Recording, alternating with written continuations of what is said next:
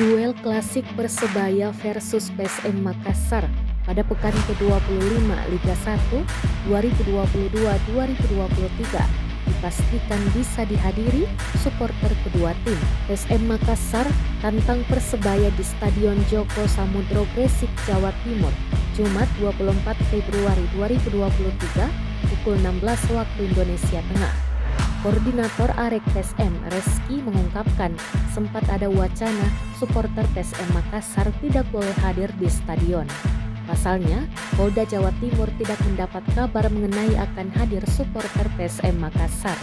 Setelah itu, panitia pelaksana menghubungi Reski untuk hadir dalam rapat koordinasi di Polres Gresik bersama Polda Jatim, Bonek, dan Panpel.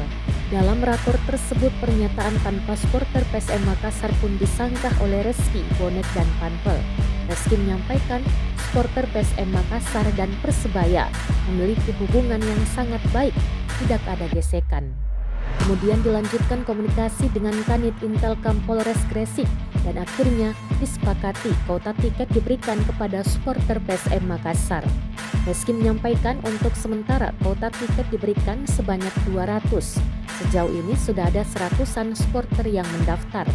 Reski menyebut kuota tiket supporter PSM Makassar masih bisa bertambah. Pihaknya sudah berkomunikasi dengan Panpel untuk penambahan kuota tiket.